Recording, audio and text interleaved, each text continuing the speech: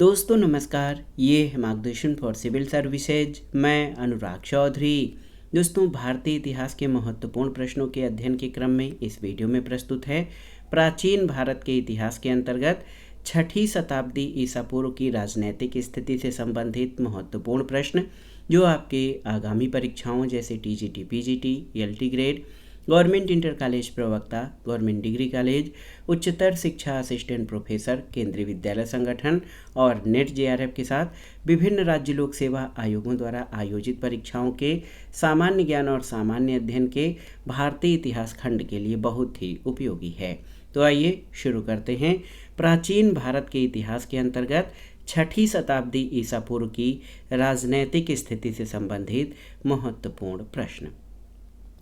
पहला प्रश्न है कि भारत में द्वितीय नगरीकरण को सामान्यतः किस मृत्तिका पात्र परंपरा से संबद्ध किया जाता है? ऑप्शन है उत्तरी कृष्ण मार्जित पात्र, गैरिक मृदभांड, चित्रित धूसर पात्र या भूरे मटमैले रंग से लिप्त मृदभांड। तो सही उत्तर है उत्तरी कृष्ण मार्जित पात्र, ऑप्शन ए। दोस्तों, आप जान लीजिए कि भारत में द्वितीय नगरीकरण को सामान्यतः उत्तरी कृष्ण मार्जित पात्र या नार्दर्न ब्लैक पॉलिश्ड वेयर परंपरा से संबद्ध किया जाता है। इन मृदभांडों की अवधि छठी शताब्दी ईसा पूर्व से मौर्य काल तक मानी गई है। NBPW सबसे पहले तक्षशिला से प्राप्त किए गए थे और यही मौर्यकालीन विशिष्ट मृदभांड भी हैं, जिनकी प्राप्ति राजगीर, बांग्लादेश के दिनाजपुर जिले के बनगढ़, पश्चिम बंगाल के चंद्रकेतुगढ़, ओडिशा के शिशुपालगढ़ और दक्षिण भारत में नागार्जुन कोंडा से हुई है। इन मृदभांडों की विशेषता इनकी रंग और चमक है। तो याद रखिएगा दोस्तों, भारत में द्वितीय नगरीकरण को सामान्यतया नादर्न ब्लैक पॉलिश्ड वेयर परंपरा से जोड़ा जाता है। अगला प्रश्न है, निम्नलिखित में से कौन सी धातु भारत में द्वितीय नगरीकरण के लिए उत्तरदायी रही है? ऑप्शन है आपके लौह, तांबा, चांदी या स्वर्ण। तो सही उत्तर लौह। छठी शताब्दी ईसा पूर्व में गंगा, यमुना, दोआब और बिहार के क्षेत्रों में भारत की द्वितीय नगरीय क्रांति का प्रादुर्भाव हुआ, जिसके आधार लोहा था। लोहे द्वारा निर्मित उपकरणों ने कृषि के विकास में अभूतपूर्व योगदान दिया। फलतः उत्पादन अधिशेष निकलने लगा। उत्पादन अधिशेष ने व्यापार, वाणिज्य और नगरों के विकास में योगदान दिया।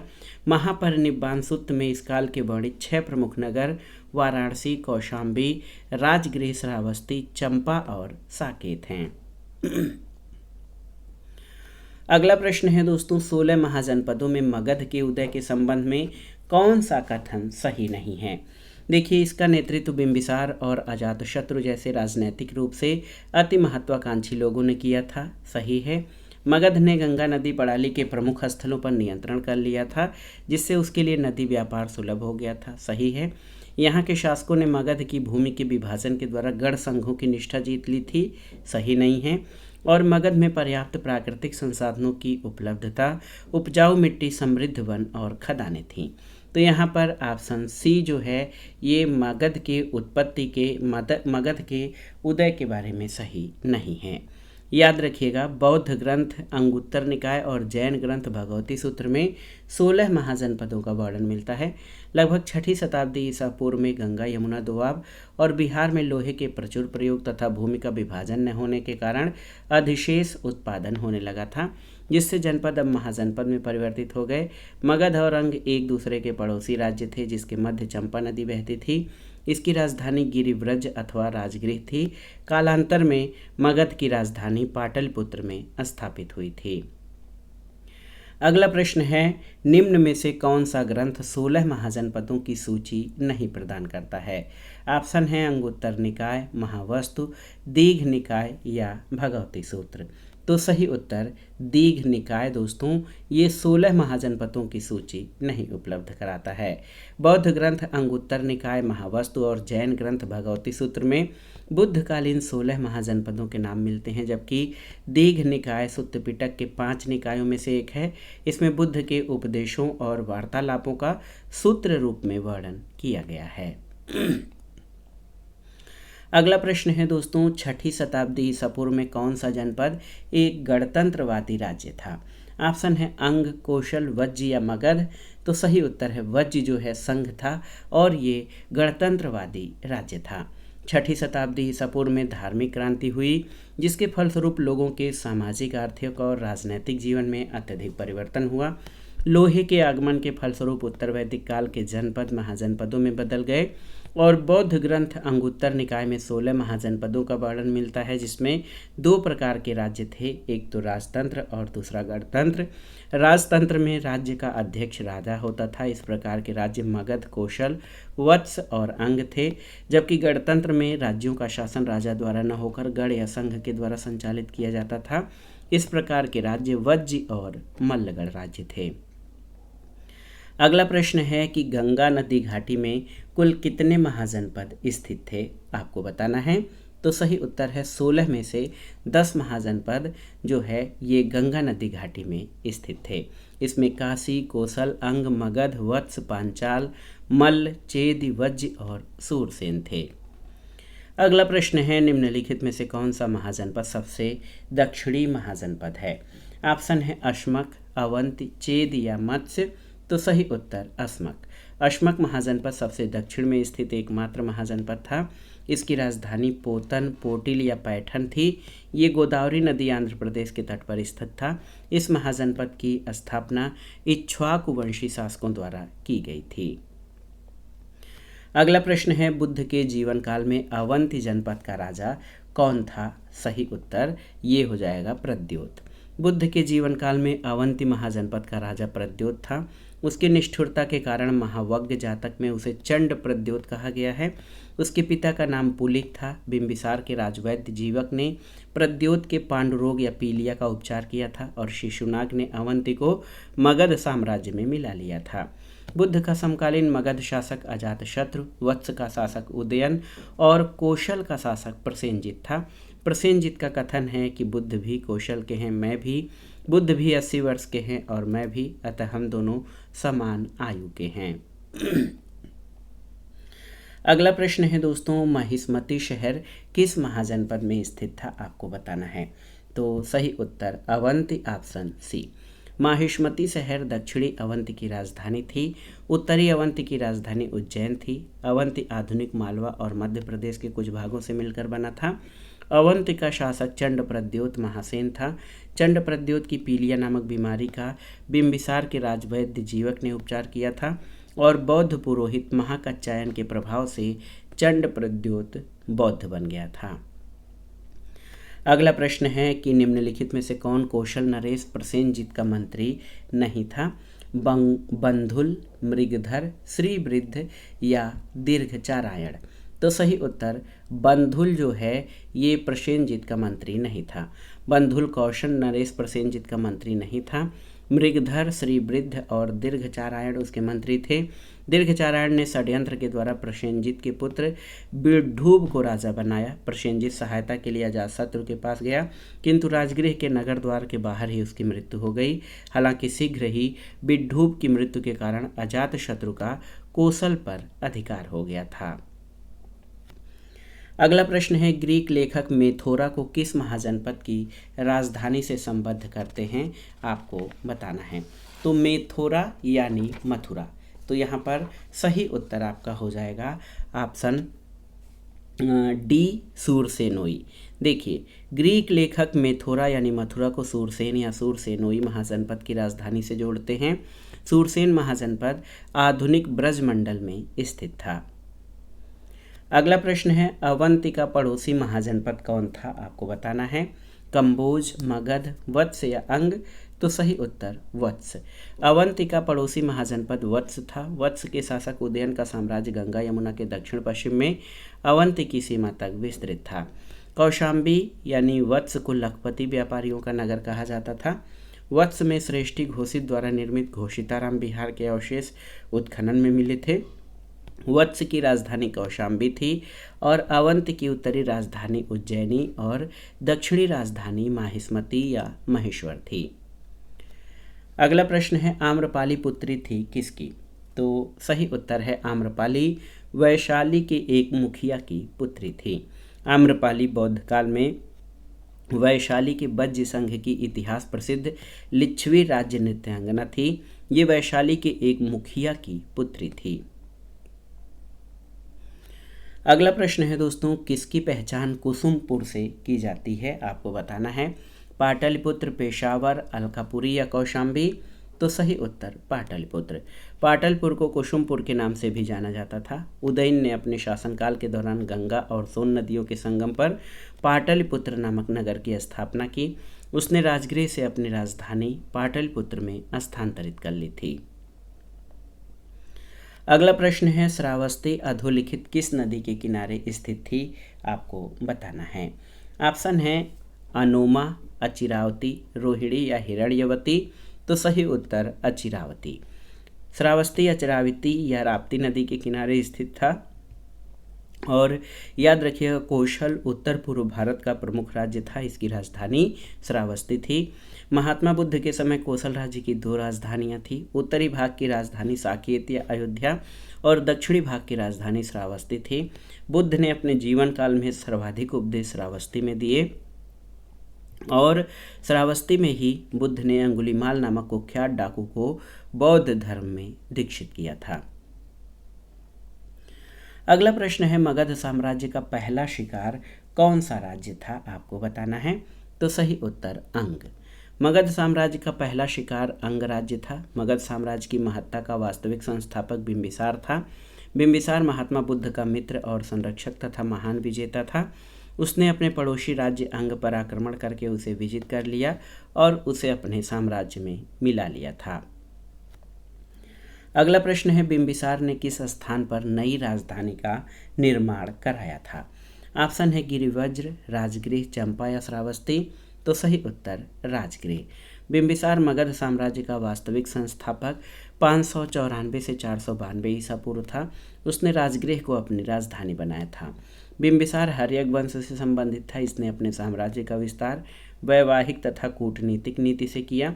बिंबिसार ने अपने पुत्र को चंपा का उपराजा बनाया और इसने बेलुवन बिहार बौद्ध संघ को दान में दिया था। अगला प्रश्न है कि अपरो परशुराम किसे माना गया है?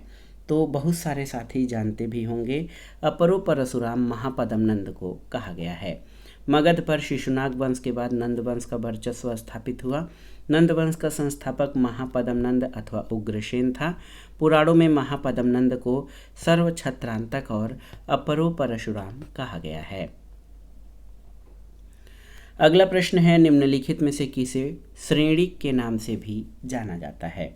ऑप्शन है देखिए, बिंबिसार, अजातशत्रु, शिशुनाग या महापद्म नंद? तो सही उत्तर बिंबिसार को। दोस्तों, हर्यक वंशीय शासक बिंबिसार को श्रेणिक उपनाम से भी जाना जाता है। इसने अंग नरेश ब्रह्मदत्त को हराया और अंग को मगध में शामिल कर लिया था। बिंबिसार की हत्या उसके पुत्र अजातशत्रु ने की थी और बिंबिसार ने लगभग 544 ईसा पूर्व से 492 ईसा पूर्व तक शासन किया था। अगला प्रश्न है, कीकट क्षेत्र समीकृत किया गया है कहाँ से? ऑप्शन है कौशल, काशी, मगध या चेद से? तो सही उत्तर है मगध से।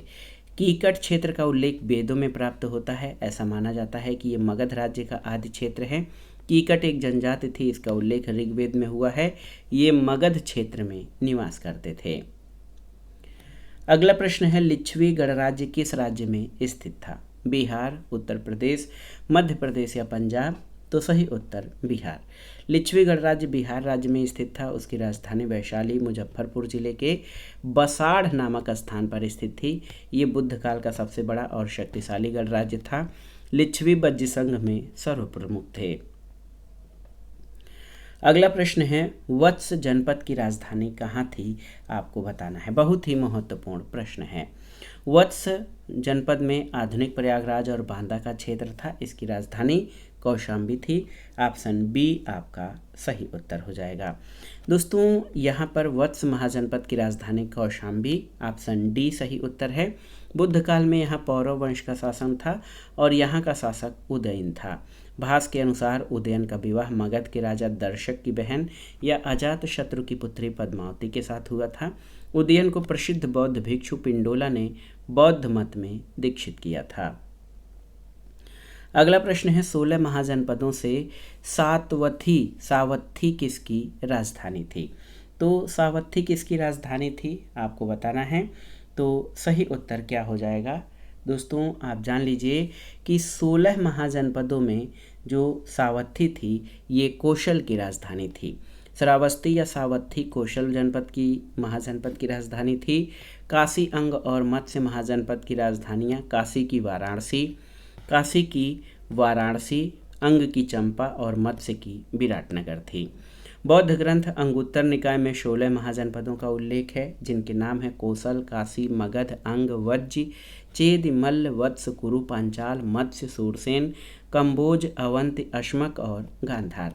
जैन ग्रंथ भगवती सूत्र में भी 16 महाजनपदों का कुछ भिन्न नाम से उल्लेख मिलता है। अगला प्रश्न है उत्तर भारत में गणतंत्र और राजतंत्र या महाजनपद की स्थापना लगभग कब हुई थी, आपको बताना है। तो सही उत्तर ईसा पूर्व 600 में। बौद्ध ग्रंथ अंगुत्तर निकाय में 6ठी शताब्दी ईसा पूर्व के 16 महाजनपदों की सूचना मिलती है। अगला प्रश्न है कि निम्नलिखित में से कौन सा प्राचीन जनपद राजस्थान में स्थित था। ऑप्शन है आपके कंबोज, अवंती, पांचाल या मत्स्य। तो सही उत्तर मत्स्य महाजनपद ये जयपुर राजस्थान के आसपास स्थित था। विराट नामक संस्थापक के नाम पर इसकी राजधानी विराटनगर थी। कौटिल्य ने कंबोजों को वार्ता शस्त्रोपजीवी संघ यानी कृषि, पशुपालन, वाणिज्य और शस्त्र द्वारा जीविका चलाने वाला कहा है और कान्यकुब्ज का प्रसिद्ध नगर पांचाल जनपद में स्थित था। अगला प्रश्न है सूची 1 का सूची 2 से सुमेलन करिए और दिए गए कोड से सही उत्तर का चयन करिए। ये प्रश्न भी आपके लिए बेहद महत्वपूर्ण है और मिलान करने के लिए अक्सर जो प्रश्न हैं वो पूछे जाते हैं। तो यहाँ पर आप देखिए सूरसेन, तो सूरसेन की राजधानी जो है वो मथुरा थी। गांधार महाजनपद की राजधानी तक्षशिला, कौशल की राजधानी अयोध्या और वैशाली जो है वज्ज शंख है। दोस्तों आप जान लीजिए ये सही मिलान जो है ये हो जाएगा 2 1 2 1 3 और 4 ऑप्शन सी सही उत्तर हो जाएगा। बुद्ध काल में सूरसेन का राजा अवंतीपुत्र था। अंग महाजनपद की राजधानी चंपा थी। इस नगर का वास्तुकार महागोविंद था और गांधार की राजधानी तक्षशिला प्राचीन काल में विद्या और व्यापार का प्रसिद्ध केंद्र थी। अगला प्रश्न भी सुमेलन करना है जनपद और राजधानी का। कुरु की राजधानी इंद्रप्रस्थ थी, याद रखिएगा। कौशल की अयोध्या और श्रावस्ती। वत्स महाजनपद की राजधानी कौशाम्बी और मगध की दोस्तों ये राजगृह थी, यहाँ पर बी हो जाएगा। तो 3 4 1 2 3 4 1 2 कौन सा विकल्प? 4 3 1 2 यहाँ पर देखिए कुरु की इंद्रप्रस्थ थी, तो 4 3 1 2 ऑप्शन डी आपका सही उत्तर हो जाएगा। दोस्तों बुद्ध काल में सबसे बड़ा और शक्तिशाली वैशाली का लिच्छवी गणराज्य था। बुद्धकालीन 4 शक्तिशाली राजतंत्र कौशल, मगध, वत्स और अवंती थे और बुद्ध के समय 10 गणतंत्र राज्य थे जिसमें 8 वज्ज संघ के और 2 मल्ल के अंतर्गत थे। अगला प्रश्न है निम्नलिखित में से कौन सा युग्म सुमेलित नहीं है, आपको बताना है। कौशल इसकी राजधानी श्रावस्ती सही है। अंग की चंपा सही है। चेद की काम्पिल्य सही नहीं है और मत्स्य की विराटनगर। तो यहाँ पर ऑप्शन सी जो है ये आपका सही सुमेलित नहीं है। दोस्तों आधुनिक बुंदेलखंड के पूर्वी और उसके सीमावर्ती भागों में प्राचीन काल का चेदी महाजनपद स्थित था। इसकी राजधानी सोत्थिवती थी। इसकी पहचान महाभारत के शुक्तिमती से की जाती है। महाभारत काल में यहाँ का प्रसिद्ध शासक शिशुपाल था जिसका वध कृष्ण के द्वारा किया गया था। काम्पिल्य फर्रुखाबाद स्थित कंपिल दक्षिणी पंचाल की राजधानी थी। अन्य युग्म आपके सही सुमेलित हैं। अगला प्रश्न है अजात शत्रु कहाँ का राजा था? तो अजात शत्रु मगध का राजा था। इसमें अंग, कौशल, विदेह दिया है तो इनमें से किसी का भी नहीं क्योंकि वो मगध का शासक था। अजात शत्रु हर्यक वंश के संस्थापक बिंबिसार का पुत्र था। इसकी हत्या करके इसके पुत्र उदयन के द्वारा कर दी गई थी। अजात शत्रु ने काशी और वज्ज संघ को एक लंबे संघर्ष के बाद मगध साम्राज्य में मिला लिया था और अजात शत्रु के शासनकाल के 8वें वर्ष बुद्ध को महापरिनिर्वाण प्राप्त हुआ था। बुद्ध के अवशेषों पर अजात शत्रु ने राजगृह में स्तूप का निर्माण कराया था। अगला है निम्नलिखित राजाओं में से कौन जैन परंपरा में कूड़िक के रूप में विख्यात है? तो सही उत्तर है अजात शत्रु। अजातशत्रु जैन परंपरा में कुड़िक के नाम से विख्यात था, जबकि बौद्ध परंपरा में अजातशत्रु के नाम से। ये 492 से 460 ईसा पूर्व तक मगध का शासक था। ये अपने पिता बिंबिसार के ही समान साम्राज्यवादी था। अगला प्रश्न है, निम्नलिखित में से किस गणिका का राजगृह में गणिकाभिषेक हुआ था, आपको बताना है। ऑप्शन है साल्वती, आम्रपाली, बसंत सेना या रामानिया। तो सही उत्तर साल्वती का। साल्वती गणिका या नगरवधु का राजगृह में गणिकाभिषेक हुआ था। जीवक जो हैं वो साल्वती के पुत्र थे।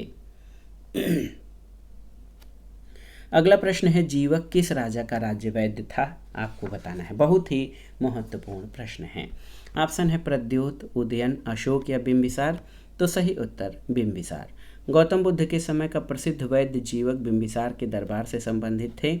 बिंबिसार ने अपने राज्य वैद्य जीवक को अवंती के नरेश चंड प्रद्योत के राज्य में चिकित्सा सेवा के लिए भेजा था। बिंबिसार हर्यक वंश का प्रथम शक्तिशाली शासक माना जाता है, जो मगध साम्राज्य का वास्तविक संस्थापक था। अगला प्रश्न है, कालाशोक किस वंश से संबंधित था। नंद वंश, शिशुनाग वंश, पाल वंश या मौर्य वंश। तो सही उत्तर शिशुनाग वंश। कालाशोक का शासनकाल 394 ईसा पूर्व से 366 ईसा पूर्व यह शिशुनाग वंश से संबंधित था। इसने अपनी राजधानी वैशाली पाटलिपुत्र स्थानांतरित कर ली थी। और आप जानते भी होंगे कि वैशाली में द्वितीय बौद्ध संगीत का आयोजन कालाशोक के शासनकाल में किया गया और द्वितीय बौद्ध संगीत में विभेद उत्पन्न होने के कारण ये दो संप्रदायों स्थविर और महासांघिक में बट गया। कालाशोक का नाम पुराण तथा दिव्यावदान में काकवर्ण मिलता है। अगला प्रश्न है, महाबोधि वंश के अनुसार कौन कालाशोक का पुत्र नहीं था। कोरंडवर्ण, कौरव्य, नंदिवर्धन या उग्रसेन। तो सही उत्तर उग्रसेन। दोस्तों, महाबोधि वंश में 9 नंद शासकों की सूची दी गई है, जिसमें उग्रसेन प्रथम और घनानंद अंतिम शासक था। महापद्म नंद को ही उग्रसेन कहा गया है। महाबोधि वंश में कालाशोक के 10 पुत्रों का उल्लेख है, जिन्होंने संयुक्त शासन किया था। इसमें कोरंडवर्ण, कौरव और नंदिवर्धन कालाशोक के पुत्र थे। महापद्म नंद ने कालाशोक और उसके पुत्रों की हत्या करके सत्ता प्राप्त की थी। अगला प्रश्न है, श्रेणी किसे कहते थे, आपको बताना है। तो सही उत्तर है श्रेणी व्यापार संघ को कहा जाता था। प्राचीन काल में व्यापारियों ने अपने अपने संगठन बनाए, जिसे श्रेणी कहा जाता था। श्रेणी एक ही कार्य करने वाले लोगों या व्यवसायियों का समूह था। इसके प्रमुख को श्रेष्ठिन या सेठी कहा जाता था। व्यापारी लोग सार्थ या कारवां बनाकर चलते थे, जिसके प्रमुख को सार्थवाह कहा जाता था। और शिल्पियों से महीने में एक दिन बिष्ट या बेगार कराया जाता था। चुंगी वसूलने वाला अधिकारी शौलकिल या शुल्काध्यक्ष कहलाता था। अगला प्रश्न बहुत ही महत्वपूर्ण है, सिकंदर ने भारत पर कब आक्रमण किया था। तो सही उत्तर 326 ईसा पूर्व में। सिकंदर मेसिडोन के क्षत्रप फिलिप द्वितीय का पुत्र था। सिकंदर के आक्रमण के समय पश्चिमोत्तर भारत अनेक छोटे छोटे राज्यों में बटा था, जिसमें कुछ गणतंत्रात्मक और कुछ राजतंत्रात्मक थे। उसने भारत पर 326 ईसा पूर्व में आक्रमण किया, लेकिन ब्यास नदी से आगे नहीं बढ़ सका। सिकंदर भारत में कुल 19 महीने रहा। इस समय मगध का शासक घनानंद था। भारत में यूनानी मुद्राओं की नकल पर उलूक शैली के सिक्के ढाले गए और सिकंदर ने कुछ नगरों की स्थापना की, जिसमें निकैया या विजयनगर, बुकेफाल अपने प्रिय घोड़े के नाम पर। सिकंदर ने झेलम नदी के पूर्वी भाग से ब्यास नदी तक के क्षेत्र का शासन पोरस को सौंपा और सिकंदर ने सिंधु तथा झेलम के बीच के भूभाग का शासन आम्भी के अधीन कर दिया। अगला प्रश्न और 6ठी शताब्दी ईसा पूर्व की राजनैतिक स्थिति से संबंधित जो महत्वपूर्ण प्रश्न है, उनका आखिरी प्रश्न है, नंद वंश का अंतिम सम्राट कौन था। तो सही उत्तर घनानंद। पुराणों के अनुसार नंद वंश का संस्थापक महापद्म नंद एक शूद्र शासक था। इसने एक राट और एक छत्र की उपाधि धारण की। अपने गुरु चाणक्य की सहायता से अंतिम नंद सम्राट घनानंद को पराजित कर चंद्रगुप्त मौर्य ने मौर्य साम्राज्य की स्थापना की थी। तो दोस्तों, ये था आज का वीडियो, प्राचीन भारत के इतिहास के अंतर्गत 6ठी शताब्दी ईसा पूर्व की राजनैतिक स्थिति से संबंधित महत्वपूर्ण प्रश्नों का संकलन, जो आपके आगामी परीक्षाओं के लिए बहुत ही उपयोगी है। आप इन प्रश्नों को अच्छे से तैयार कर लीजिए। वीडियो आपको कैसा लगा हमें कमेंट बॉक्स में ज़रूर बताइएगा। वीडियो को लाइक करें, शेयर करें और इस चैनल मार्गदर्शन फॉर सिविल सर्विसेज को सब्सक्राइब करें। वीडियो देखने के लिए धन्यवाद दोस्तों, नमस्कार।